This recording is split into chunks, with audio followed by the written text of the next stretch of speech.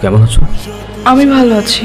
আমার তো বিশ্বাসই হচ্ছে না যে তোমাকে আমি সামনাসামনি দেখতে পাচ্ছি।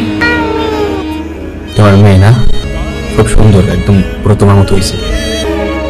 তিথি কে ইনি? ফ্রেন্ড। তিথি অনেক আগের বন্ধু। দুলা ভাই, এই সেই রুদ্র। কি ব্যাপার, তোমরা এখন এখানে দাঁড়িয়ে আছো? ট্রেন এখনো আসেনি? না, ট্রেন আসতে মনে হয় একটু টাইম লাগবে। আসো মাম্মা। আপনাকে খুব চেনা চেনা মনে হচ্ছে। আরে চেনা চেনা তো লাগবেই। ও হচ্ছে তিথি সেই না বলো ভালোবাসা, যার জন্য তিথি বিয়েটাই ভেঙে দিয়েছিল। ও আচ্ছা, আপনি এসে। তিথির তাহলে বিয়ে হয়নি? না, হয়নি। চলো না, বাবুর জন্য কিছু খাবার নিছি। সত্যি তুমি বিয়েটা ভেঙে দিয়েছো? তো কি করব, বিয়ে না ভেঙে তো আর কোনো উপায় ছিল না।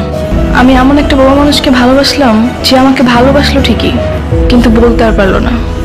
একবার বলতে তো পারতা রুদ্র। দেখো তিথি, বাস্তবতা অনেক কঠিন। ভালোবাসলেও সেই সময়টাতে ভালোবাসি বলার মতো সিচুয়েশন ছিল না। ছেলেটার মা মৃত্যু সজ্জায় ছিল। দিন রাত 24টা ঘন্টা ছেলেটার মায়ের মৃত্যু ভয় তার দিন কাটত। ভাগ্যের কিন্তু নৌকরি দিতেন, ছেলেটার মায়ের আগে তার বাবা চলে যায়। ঠিক সেই সময় তোমার বাবা এসে বলে তোমার বিয়ে ঠিক হয়ে গেছে। তখন সেই ছেলেটার কি বা করার ছিল বলো? তাই বলে এভাবে হারিয়ে যাবা? যাকে ভালোবাসি তাকেই যদি না পাই, থেকেই বা কি করবো? তুমি জানো না রুদ্র, তুমি হারিয়ে যাওয়ার পর আমি তোমাকে প্রত্যেকটা সেকেন্ড, প্রত্যেকটা মিনিট কতটা মিস করেছি।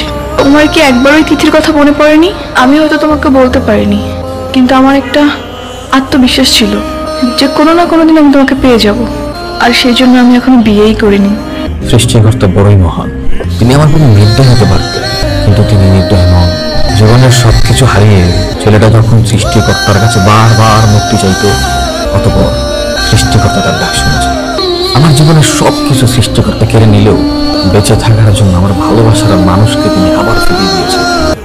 রুদ্র, আমি কি তোমাকে একটু জড়িয়ে ধরতে পারি?